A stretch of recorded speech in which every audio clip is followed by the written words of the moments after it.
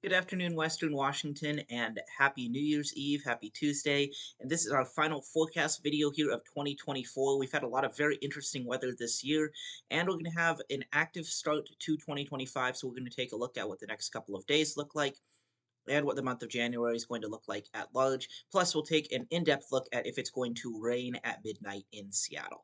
So, starting here with the satellite imagery, you can see we have our next system off the coast here. This cloud shield starting to spread inland, and we're going to have rain moving up into the lowlands tonight. So, let's take a look here at the forecast here. So, this is the European model, and you can see we have the system offshore as we play this through today. You can see that rain moves onshore here by about 7 p.m. and then starts spreading into the lowlands overnight with mountain snow as well, and potentially some areas of rain snow mix for some of the higher elevations in the foothills and the Hood Canal area. I'll take a look at that in a moment as well. You can see we have this system really ends by about midday tomorrow, and then another round of rain moves in early Thursday there, with showers continuing through Thursday morning, and then we have some heavier rain moving in Thursday evening, continuing through Friday morning there before the next system moves in, bringing another round of heavier rain and mountain snow on a Friday. And then we turn showery through the day Saturday, and another system moves in Saturday evening into Sunday, bringing more mountain snow and rain in the lowlands before we do start to calm down by the time we get to about Monday and Tuesday there with a large ridge building, which we'll take a look at in a moment as well. So here we're taking a look at the National Blended Models. We're looking at the simulated radar. I have this out at 8 p.m. here, so let's take a look. Let's play this through. You can see 9 p.m., 10 p.m., 11 p.m., and midnight there. So this is kind of a look at what all of the models are showing and put this into an average here. Some models show that rain not making it to Seattle yet by the time we get to midnight. Some show it lightly raining over the Space Needle at midnight there. Places south of Seattle like Tacoma and Olympia and Portland will likely be having some rain by the time we get to midnight, but Seattle is right on the edge there. You can see even in this forecast, very light rain or no rain near 405 and then light rain near I-5 there. So it's going to be right on the edge there at the Space Needle. I would expect light rain is possible, but it could also be dry with light rain moving in right after those fireworks end. So just wanted to take a look at that. Now let's take a look at total rain. So as we go through today, you can see that by the time we get to 11 p.m., midnight, the National Blended Models isn't really showing that rain starting until about 1 a.m. there. So we might actually stay clear for the fireworks there.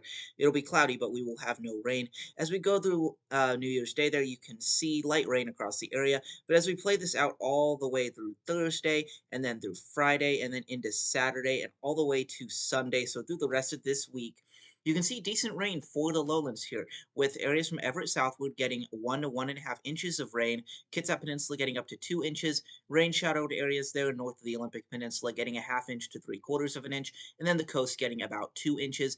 And in the mountains, this will be snow. So you take a look here, you can see Snoqualmie Stevens Pass is getting 10 to 18 inches there. There's going to be some more travel difficulties at times there.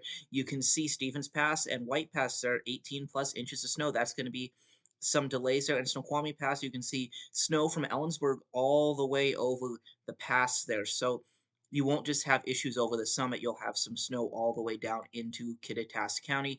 And then you can see here some very light snow accumulations possible there across parts of the Kitsap Peninsula, southwest interior, and then maybe some parts of the foothills there early this evening, about like 7 to 9 p.m., maybe a little bit later than that, with some cold air that's still going to be in place there that could briefly bring down the temperatures and bring some brief rain snow mix or snow. I don't expect anything really to happen with this, but there is a slight chance of some brief snowflakes across parts of the Kitsap Peninsula, southwest interior Hood Canal area, and some of the foothills. So now let's take a look here at our overall pattern. You can see we have this system moving through today into tomorrow. Then we have a brief break between systems, and then that bigger system moves through Thursday and Friday into Saturday. And then as we go into Sunday, you can see ridging starts to build. And by the time we get to Monday and Tuesday, we have some big ridging building. And as we get to about a week out from now, you can see a huge ridge right offshore. So this is an indication of a potentially warmer and drier pattern to start January. That is reflected here in the temperature outlook. So this is 6 to 10 day temperature outlook into mid-January there, and you can see above average temperatures likely for the Pacific Northwest and below average precipitation likely for the Northwest and the West Coast at large. And then also let's take a look here at the monthly temperature outlook for January 2025. You can see a good likelihood of above average temperatures for the Pacific Northwest. However, take a look at precipitation. We're likely going to be above average, so we'll probably have to wait until mid-month or so to start seeing this above average signal play out.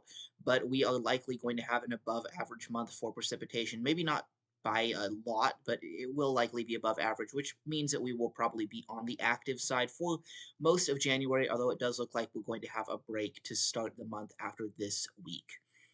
So, as always, you can follow me on social media by subscribing here on Western Washington Weather YouTube, joining the Western Washington Weather Facebook group, and following me on Blue Sky and Twitter or X. I want to say this has been a great year for my weather content. We're over 1,000 members on the Facebook group.